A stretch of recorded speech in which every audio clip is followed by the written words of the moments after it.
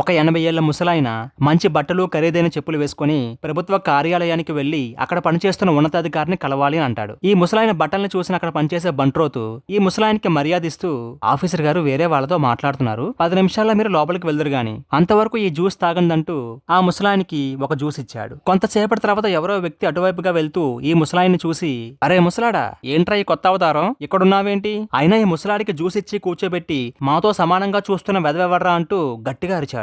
అప్పుడు అక్కడే ఉన్న ప్యూన్ వచ్చి, ఏంటి సార్ ఏమైంది, ఎందుకు ఈ పెద్ద ఆయన్ని ఇలా తిడుతున్నారు అంటూ అడుగుతాడు. అప్పుడు ఆ వ్యక్తి, వీడు పెద్ద మనిషి ఏట్రా, గుడి మెట్ల మీద రూపాయికి 2 రూపాయలు కడుక్కునే ముసలాడీడు అని అందరి ముందు అవమానంగా మాట్లాడగానే ఆ మాటలు విన్న ఆ ముసలాయన, క్షమించండి బాబు, నేనిక్కడ కూర్చోను, కావాలంటే దూరంగా నిలబడతాను, కానీ ఒక్కసారి ఆఫీసర్ గారిని చూసి వెళ్ళిపోతాను బాబు అంటూ బ్రతిమలాడతాడు. బయట జరుగుతున్న గందరగోళాన్ని విని ఆఫీసర్ బయటకు వచ్చి, ఏం జరుగుతుంది ఇక్కడ, ఏంటా గొడవ అని అడుగుతాడు. ఆఫీసర్ బయటికి రాగానే దూరంగా నిల్చొని చూస్తున్న 80 ఏళ్ల ముసలాయన పరిగెత్తుకుంటూ ఆయన దగ్గరికి వచ్చి, బాబు ఎలా ఉన్నావురా, నువ్వు పెద్ద ఆఫీసర్ అయ్యావని తెలిసింది, నిన్ను చూడాలనిపించి ఇలా వచ్చాన్రా, ఈ బట్టలో నువ్వు దొరబాబులా ఉన్నావురా, నేనెవరో తెలియక వీళ్ళందరూ నా మీద అరుస్తున్నారా, కానీ వాళ్ళ తప్పేమీ లేదులే, వాళ్ళనేమీ అనొద్దు అంటూ మాట్లాడుతున్న 80 ఏళ్ల ముసలాయన్ని చూసి అక్కడే ఉన్న ఒక వ్యక్తి, ఆఫీసర్ గారు, ఈ ముష్టివాడితో మీకు ఇంతకుముందే పరిచయం ఉందా ఏంటి అని అడుగుతాడు. అది విన్న ఆఫీసర్ కొంచెం కంగారు పడుతూ, అబ్బే ఇతను ఎవరో నాకు తెలియదండి, ఇంతకు ముందు కూడా ఎప్పుడు ఇతన్ని చూడలేదంటూ బొకాయించి, ఏమయ్యా ఎవరు నువ్వు, నీకేం కావాలి,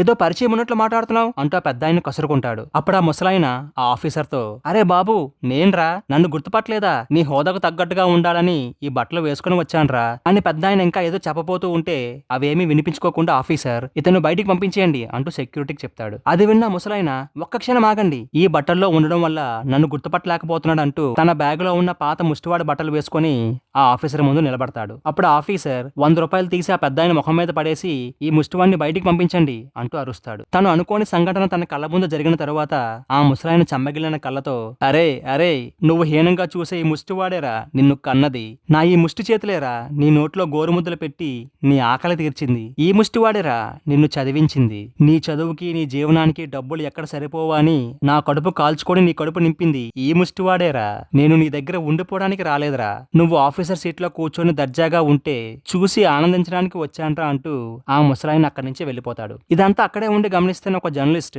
ఈ విషయాన్ని పేపర్లో ఆర్టికల్ గా రాసి నిజ నిర్ధారణ చేసిన తర్వాత ఆ ఆఫీసర్ గుండె పగిలిన నిజం బయటపడింది. వెంటనే ఆఫీసర్ పరుగు పరుగున ఆ ముసలాయన ఉండే ప్రదేశానికి వెళ్లి, చెత్తబొట్టులో ఎవరో కనిపడేసిన నన్ను అలాగే వదిలేయకుండా పెంచి పెద్దవాడిని చేసి ఎంత స్థాయికి తీసుకొచ్చిన నిన్ను అనరాని మాటలు అన్నాను, నన్ను క్షమించు నాన్న అంటూ అతని కాళ్ళు పట్టుకుని ఏడుస్తాడు. కానీ అప్పటికే చాలా ఆలస్యమైంది. తన తండ్రి చేసే పనిని అవమానంగా భావించి నలుగురిలో చెప్పుకోవడానికి సిగ్గుపడే కొడుకు బ్రతికినా ఒకటే, చచ్చినా ఒకటే.